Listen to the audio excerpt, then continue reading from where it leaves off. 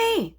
All right, guys, we need to do the deep dive on a ketogenic diet and carnivore and low carb, high fat, and its effects on the thyroid. Or if you're trying to do one of these low carb diets and you already have an existing thyroid problem, like a radiated thyroid or a parathyroid, or you have Hashimoto's, hypo or hyperthyroid. Yeah, let's talk about it. Now, I want to go into two aspects of talking about the thyroid on low carb.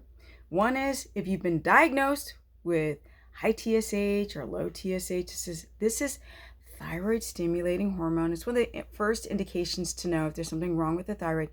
But the problem with that test is that it can be super inaccurate in diagnosing, unless the numbers are like stupid high or stupid low. If they're high, you've got hypothyroid. If they're low, you've got hyper.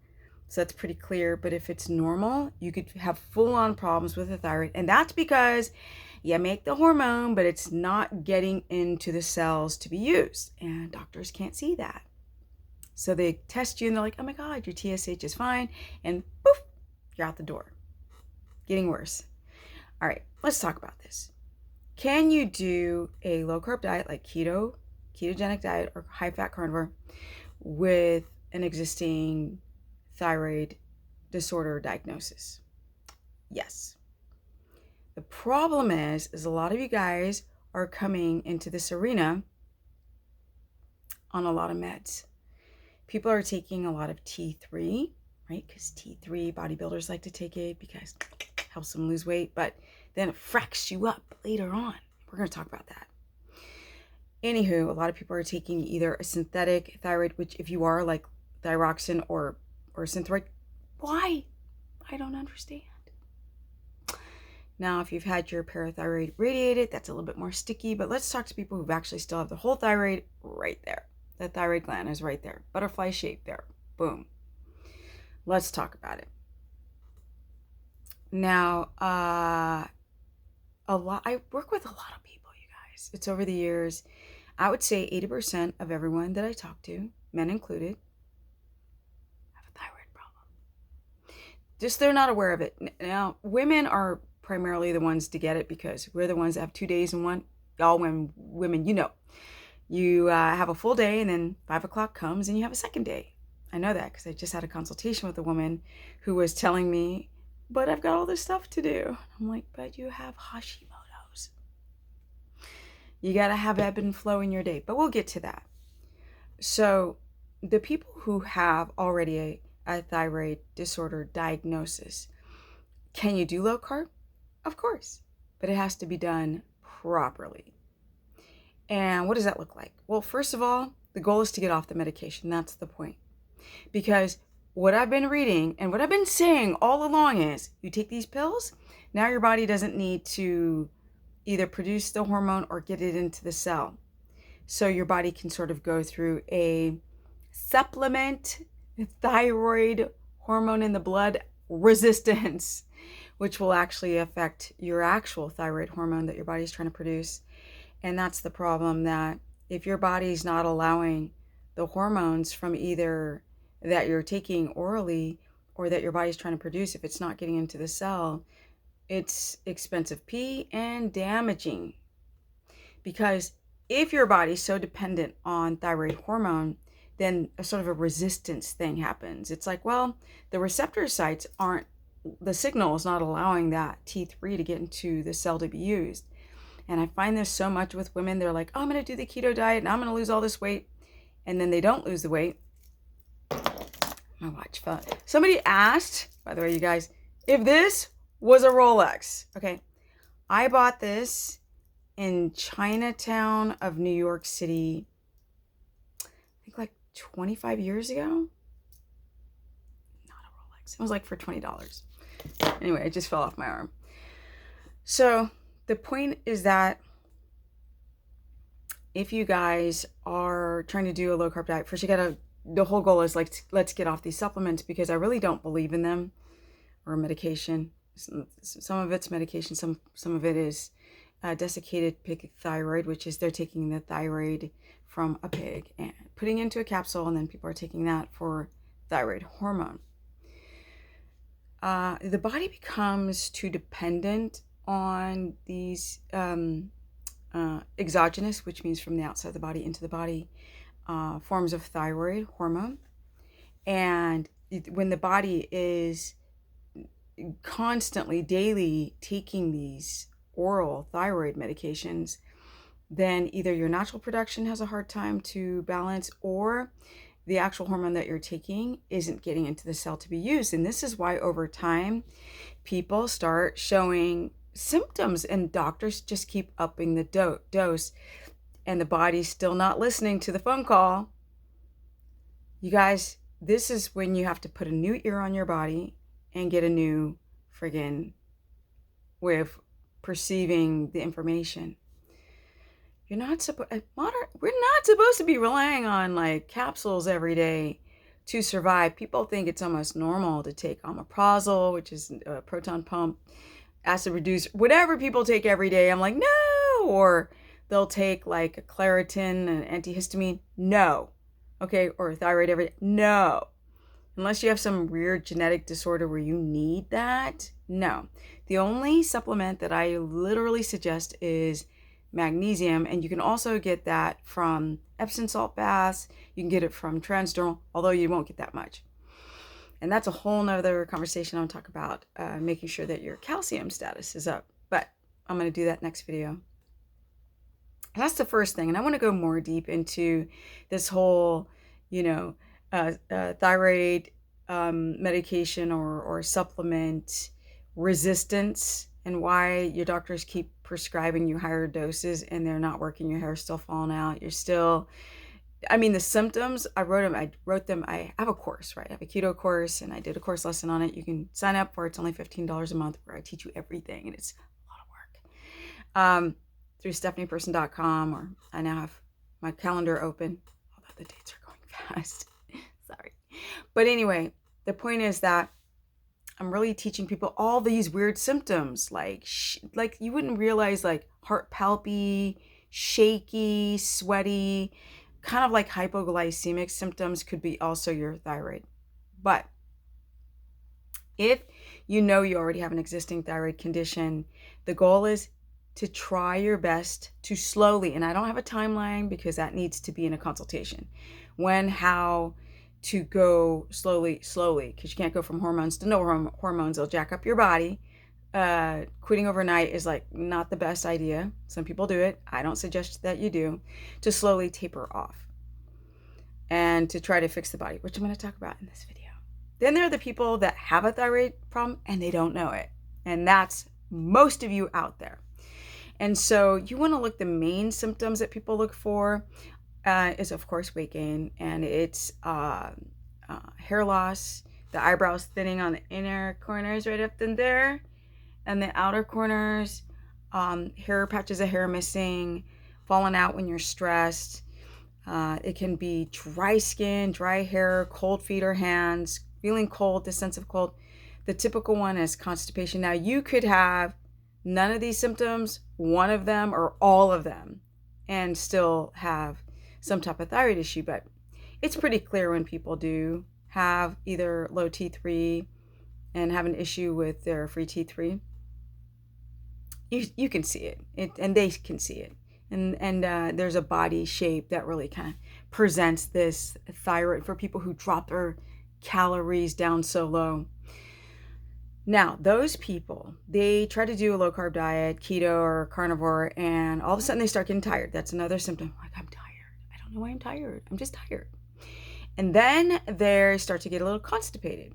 And then over weeks or months of doing it, their hair starts falling out. And this is like keto or carnivore. But now, like carnivore, it's like boom, because there's no, people are doing high protein and not high fat, and that's a whole nother discussion.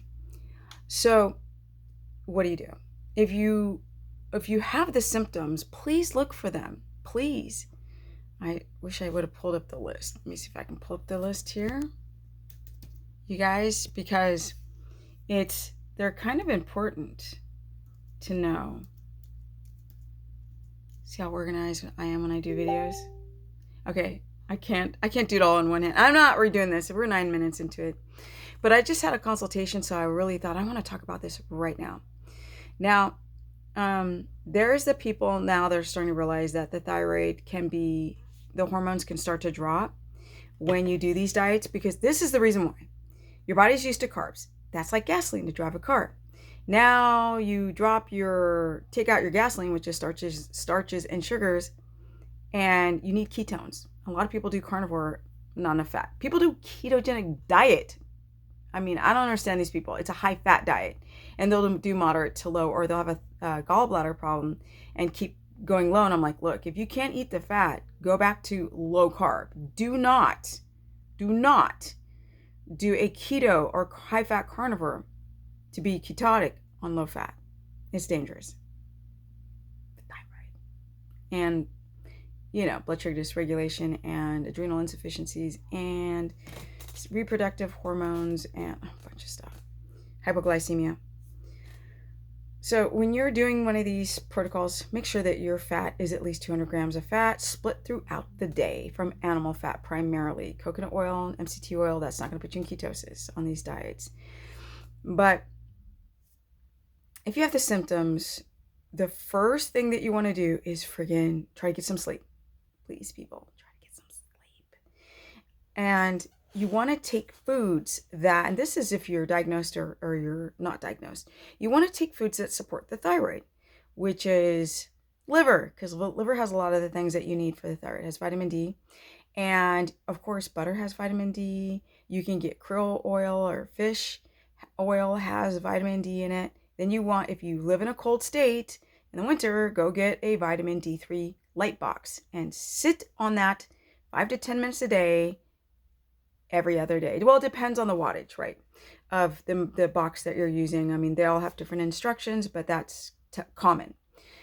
You need vitamin D for the thyroid. Done. To make T3. Then you're going to have to get selenium, because people start trying to take iodine drops, and people are putting it in like electrolyte stuff, and they're putting it in their coffee. Don't drink coffee, and don't put it in any drinks. You guys want to try to get iodine from the sea first, right? From salt, which is not enough, or from the sea kelp. Yes, first. And some fish. But doing those drops, no, right? It's very, very, very, because the danger about having too much synthetically made iodine is that you could have your potential goiter get worse. Now, goiter is a big lump on the front of the throat, and that's for people who aren't getting enough iodine. And I'd be surprised. I look at women's throats, and I'm like, their neck, and I was like, oh my God, it's swollen. I'm like, I think you have a iodine deficiency. They're like, really? I'm like, yes, get on that. So there's a patch test. Now, I don't have one. I'm actually do a proper one. So this is on the fly video. And you would put on your arm. I tried to put makeup on my arm, but there, you would put it on your arm. The iodine is iodine. You can get it at the drugstore. It's iodide, potassium iodine.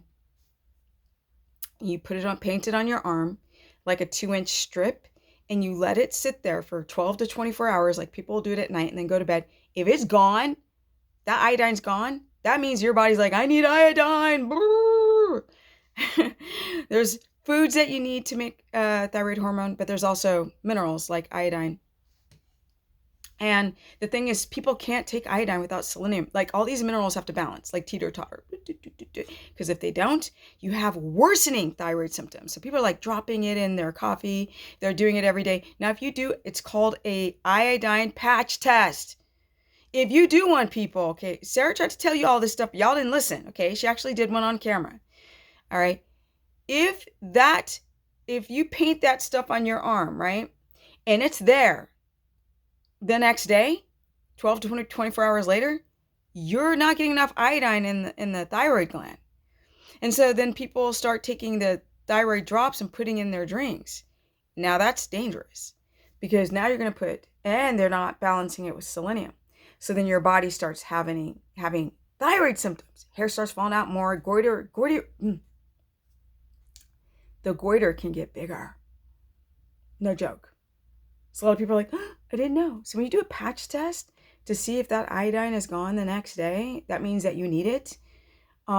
keep testing, because if you're going to take, I don't really recommend drops, but some people have a histamine reaction to the kelp seaweed.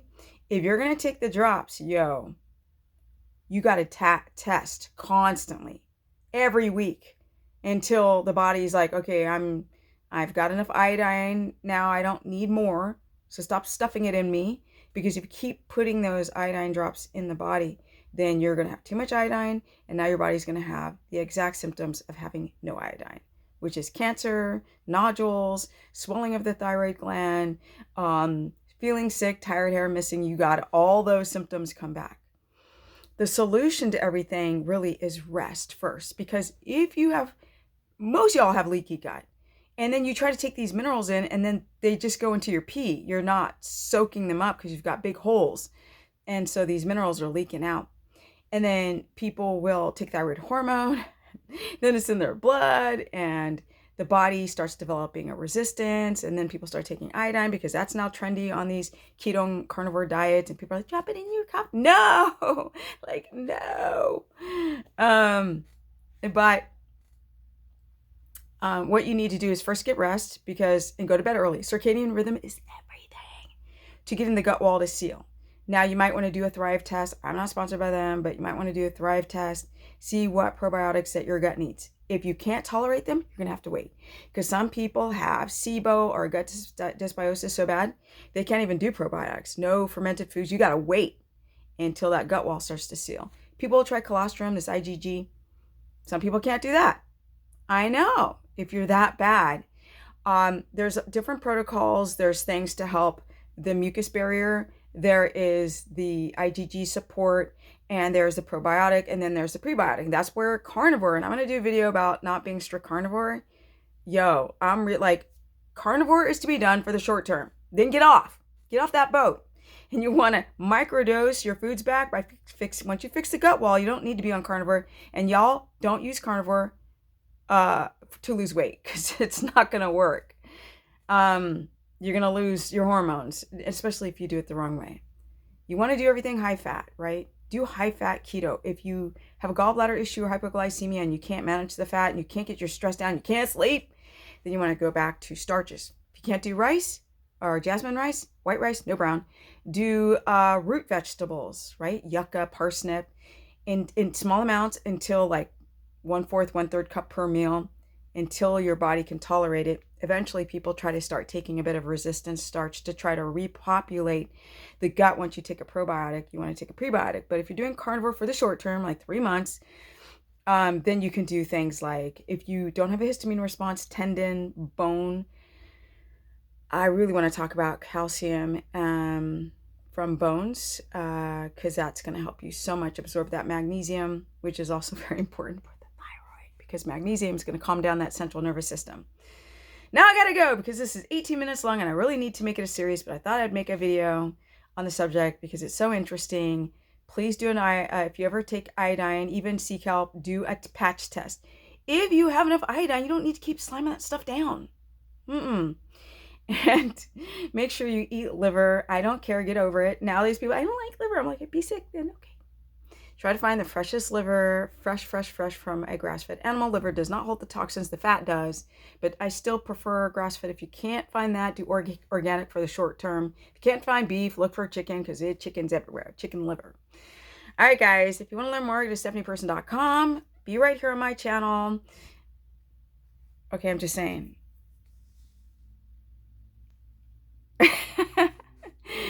Be right here on my channel to learn more. You could also go to my Instagram, which is Stephanie Ketogenic, my YouTube, which is Stephanie the Business and the Body Business. I'm 53 going on 54, 14 years going on keto. I want to do a full series on people, you can't do keto for the long term. Yeah, of course you can't. You can't do dirty keto, because that's what 99.9% of people do, because they just don't know better. Go check out my girl, Carnivore Yogi. She's got a video on how to do the iodine test. Like I said, you check to see that patch is gone. If it's there, like yet the day that you put it on, you got enough iodine. Don't be slamming down too much iodine, or don't take it at all. Seafood here and there, kelp, seaweed, crisp chips here and there, but you don't have to keep shoving things down. Same thing with your magnesium status, but I'm gonna talk about that later. Deuces. I'm moving out of the Titanic called California soon, so wish me luck with my horse. Thunder! And I'm out. Oh yeah, course page, stephanieperson.com, sign up there. And consultation, stephanieperson.com. I'll have a lot more once I'm living right where my horse is in the backyard. Okay, deuces. And I'm out. Peace. Yeah, energy, energy, energy, energy.